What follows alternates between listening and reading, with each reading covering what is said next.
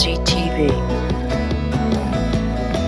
Good morning, good afternoon, good evening, wherever you are on the planet watching this show. Thank you. It's great to have you here. I'm happy to be serving you in this way. To be honest with you, I'm also serving myself. I need this. I need this teaching. I need to hear what I'm saying. And I always listen to what I'm saying. Right after I'm done with this, I edit it and I get to listen to myself. So just imagine, I teach it and then I get to listen to it. And it's so God and not me that I can listen to it objectively and say, oh, this truth is terrific. I love it. It never gets old. And this truth that we revel in helps us in life. It's not just head knowledge. No, we're not in this to just have our cerebellums grow out. Oh, the cerebellums. No, that's the medulla oblongata. The cerebrum's up front. Okay, well, that could possibly expand. Today we're going to look at 5 questions. Who knows if I'll get past question number 1, because question number 1 is really good. These are common questions that I get, and you may be having these same questions. These are good questions. I mean, these are things I have to really think about. And thus, after I think about them and put more time and effort into them than I ever had before, I come to a deeper understanding. If I even had an understanding at all, which generally I do, but to deepen the understanding is to deepen one's peace and one's love of God, really. First question, I've had a problem with this verse for a while. In Isaiah 65, verse 17, God says that he will make a new heavens, a new earth, and the former things will not be remembered or come to mind. So if nothing of this earth is going to be remembered, and I assume that the lessons learned here are important for everyone for eternity, then why are we here? Woo! Is this a question from a thinker or what? Yes, let me answer that question. This is a question from a person who is thinking. And this is a difficult passage because it can't be that there will be absolutely no recollection that we were ever mortals. Because this person is correct. I assume that the lessons learned here are important for everyone for eternity. And if they're not, then why are we here? Indeed, why are we here? We all often talk about contrast. The whole reason why we're going to feel good for eternity is that we felt bad for a lifetime here. And so the contrast is essential. So of course we're going to be able to recall, but it's the act of remembering that will be unnecessary. Let me explain that. Let's go to the passage in the Concordant Literal New Testament, Isaiah 65:17. I got to get a new pair of headphones. Does anybody know anything about this? What's happened is this input has gotten loosey-goosey. And I no longer have the friction. This goes in and out like this. It's no longer like tight, you see. It used to just like go right in there and not come out. But now it kind of slips in and out. And I can hear myself, then I can't hear myself. I can hear myself, then I can't hear myself. Somebody told me I can take it to the Bose store and they can fix it. I'm going to check into that. If anybody has any input on that, get it input, let me know. Okay, Isaiah 65, because it's very irritating. Isaiah 65, and obviously it distracts me, as you can see. Concordant version, Isaiah 65:17. Let's start with verse 16. He who is blessing himself in the land, he shall bless himself by the Elohim of truth. And he who is swearing in the land shall swear by the Elohim of truth. I'm glad nobody asked me about that verse, because I don't understand that at all. For the former distresses are forgotten, and indeed they are concealed from my eyes. That is the key to everything. But this is still verse 16. The former distresses are forgotten, and indeed they are concealed from my eyes. For behold me creating new heavens and a new earth, and the former shall not be remembered, nor shall they come up on the heart. That's also a key. But rather be elated and exult in the futures of the future, which I shall be creating. For behold me creating Jerusalem an exaltation, and her people an elation. All right, so let's go back to the end of verse 16 here. And I'm in Isaiah chapter 65. The former distresses are forgotten. Okay, so first of all, in this particular specific passage, we're talking about distresses. Things that are distressful to you today, and there are lots of them. You will not forget the events that brought them about, but the distressfulness of the event you will forget. You will not be able to bring it to mind because, as we know, every single stress, every single pain in this life is brought to us with a purpose. All things are working together for the good of those who are loving God, called according to his purpose. So all that would include the stresses, obviously. And we know that God brings us trials, and it is graciously granted to us to be suffering for his sake also, because we know that suffering produces great glory. So, obviously, the distresses now are breaking us down in a way in that we have no more confidence in flesh and that we rely completely on God. So the distresses are doing their work in combination with the grace of God and in combination with the revelation that all these things are working together for good. But the distresses will be forgotten. The fruit will not be forgotten, because the fruit will be with us every single day for the eons of the eons. The fruit, the glory of what the stresses produced, will be with us. And of course, the event will always be remembered, but the distresses, the distressing parts of it, will be so overshadowed by the glory that they will not be barely recalled. I mean, do you think, for one thing, let me ask you this, do you think that Jesus Christ will ever forget the crucifixion? I mean, do you think that when we see Christ and when we thank him for going to the cross for our sakes, he'll say, going to what? Going to the what? Ladies and gentlemen, we know that'll be impossible, because when he takes on his earthly form, which we will be able to see him in, he will still be carrying his wounds from the crucifixion as an aeonian remembrance of the price by which salvation came. Can you imagine that? We're going to see the literal wounds of Christ. I'm not saying that we will not see his glorified body. We'll be capable then of seeing it. The Apostle Paul could only see it for a second. He was blinded. And that was just by the corona. That was just by the outward glory. He didn't even see Christ himself at that point. Just like you don't see the sun. When you look at the sun, you see the corona, you see the glory. But just the glory is enough to blind you. You can't see the sun directly. Paul could not see Jesus Christ directly in his glorified state. He just caught the corona. He caught the glory cloud, the glory, the effulgence. The effulgence is the word used in Hebrews. He caught that, and that was enough to blind him in a second. He couldn't see anymore. That's one reason our bodies have to be changed, so that we can contain the glory. I've said that for many years, and so that we can look upon the glory. We'll be able to look upon Christ and absorb everything he is. Can you imagine that? We can't in this state.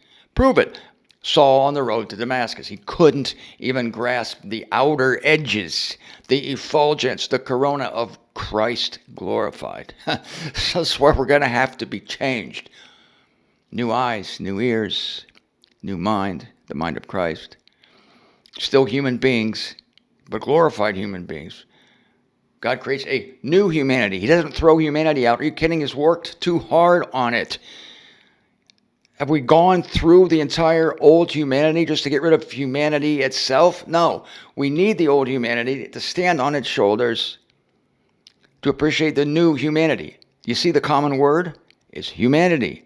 Humanity continues on, but it's new. So we are still going to be human beings. We're not going to be some crazy new creatures. We're still going to be human beings, but we're going to be glorified human beings. So it's the distressful aspects of these things that will be forgotten. There will be no pang whatsoever. How many times a day do you experience a pang of fear, of a dread of the future, of a regret concerning the past? I mean, it's constant. You try to keep it at bay. You try to think positive thoughts, but that doesn't always work, does it? Well, when we're changed, that is never going to happen again. Never. the doom, the gloom, depression, anxiety, gone forever. But we're certainly not going to forget our lives. We're certainly not going to forget our loved ones. We're not going to forget what we went through. But our remembrance of these events will be, to say the least, soft-focused. But that doesn't even say it well enough. They're going to be rid of any single iota of a pang of a negative emotion. And only the positive things that came from that event will endure. Endure and endure and endure. Now, the former distresses are forgotten, and indeed they are concealed from my eyes. This is a clue, that they are concealed from my eyes. Do you think that anything is absolutely concealed from God's eyes? No, nothing. This is God speaking. Of course, this is condescension. This is him coming across with human emotions, a human mind, thinking as a man. This is a figure of speech completely. It's called anthropomorphia or condescension. So keep that in mind. But the fact that these things are spoken of as being concealed, I can have an object here in front of me. I can have this pair of sunglasses, which I was considering wearing, but it's too freaking cool. It's overwhelming. It's too much. I now have these pair of sunglasses, yet now they're concealed from your eyes. They're concealed. Do they disappear? No, they're still here. They're just concealed from your eyes. So this is a clue to what is coming up next. God conceals these things from his eyes. Just like our sins now are concealed from his eyes. Doesn't mean we're not sinning, but they're concealed. And it's really, when we talk about the truth of justification, it's more than simply concealed. They're actually alchemized into acts of righteousness. By the alchemy of God. I'm not saying that sins are righteous. I'm saying by the alchemy of God and the truth of justification, that sin is necessary for the eradication of self, to have no confidence in self. That in this way, you could look at the sin and say, only from this viewpoint, from the God viewpoint, from the cross viewpoint, from the justification viewpoint, that it was right. You can see that, I hope. That the crucifixion was wrong and right at the same time. See, when I bring the crucifixion up, people who are like going, Zender's getting in some weird territory here. You look at the crucifixion, you say, okay, I can see that. Of course you can. It was wrong and right. It was a terrible crime, and yet it was the most right thing that ever happened, because of what resulted from it. So just, if you can see that in the crucifixion, then you can see it from every sin in your life. It's wrong, truly wrong, but in another sense, it was absolutely necessary. It had to come to form you, to make you have no confidence in the flesh, and to bring you to God. And so in that sense, it was right. So, but in this instance, God is simply saying they are concealed from my eyes. So he's not looking at them. But again, the truth is even more profound than that. Verse 17. Okay, here we go. For behold, this is where the questioner talked about this specifically. For behold, me creating new heavens and a new earth, and the former shall not be remembered. This is a more radical statement. The former shall not be remembered. Here he's not simply talking about the former distresses. That was the end of verse 16. The former distresses are forgotten. That's easier to wrap our heads around. But here he's saying that he's going to be creating new heavens and a new earth, and the former, in the context, what is this? The former what? The former heavens and the former earth shall not be remembered, nor shall they come up on the heart. Now, when we're reading this, we cannot eliminate from the context God, because he's talking about himself. When he spoke of the former distresses being forgotten, he says, and indeed they are concealed from my eyes. Keep that thought. For behold me, the subject is God again, God speaking, behold me creating a new heavens and a new earth, and the former shall not be remembered by me. I added that by me, but you can see that that is definitely in the context. So in the same way that distresses are concealed from God's eyes. The former heavens and the former earth shall not be remembered. In other words, actively thought upon. Like, let's dial back. Let's dial up. Let's roll the tape of the old earth, the old creation, the old humanity, and let's remember it.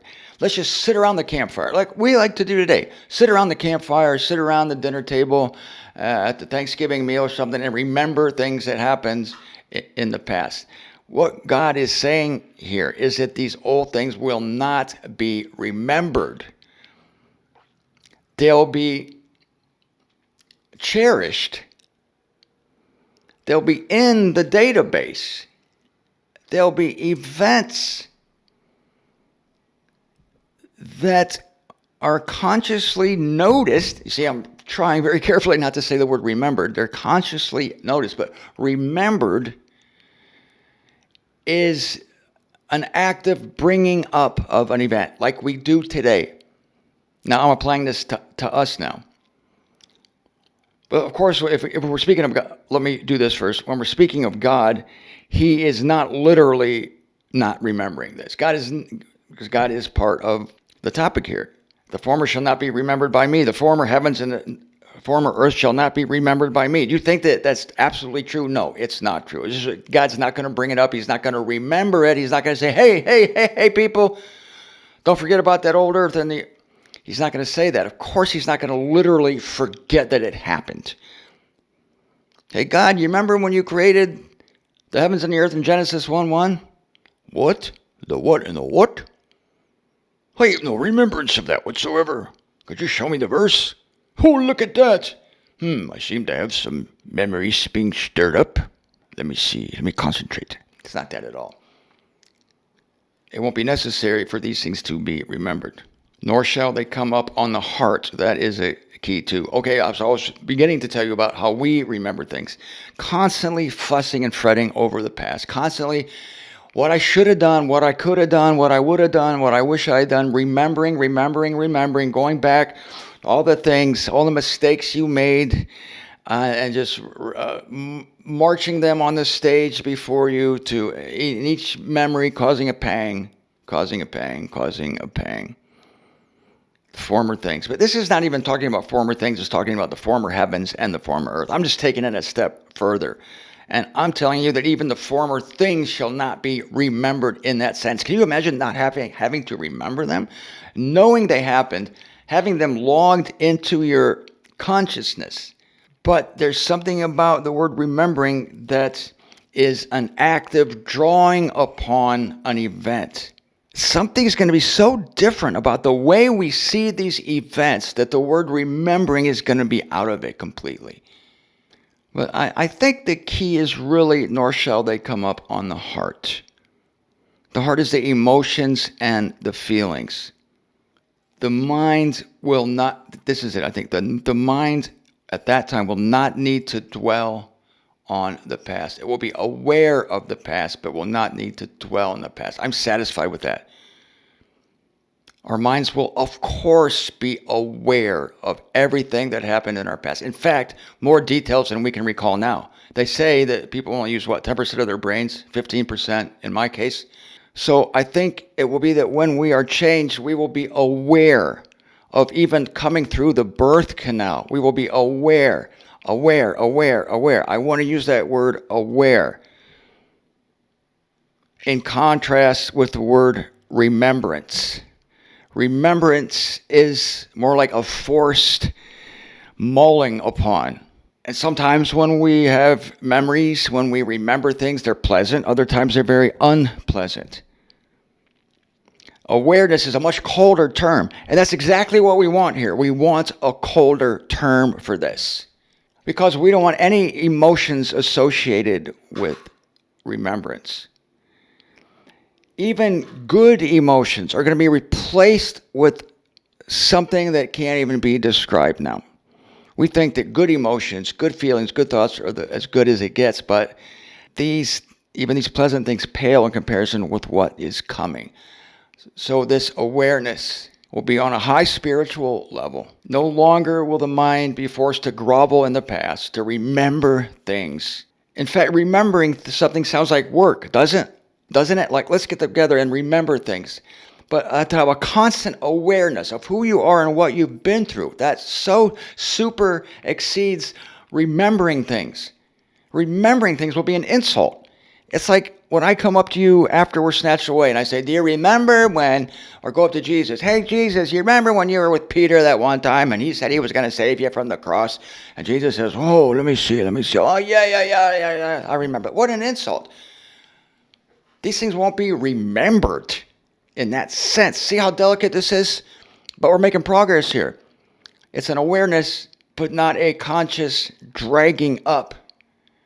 Because that exhausts us today, remembering things, whether they bring good feelings or bad feelings. It's just exhausting. If only we could live in the present. How about this?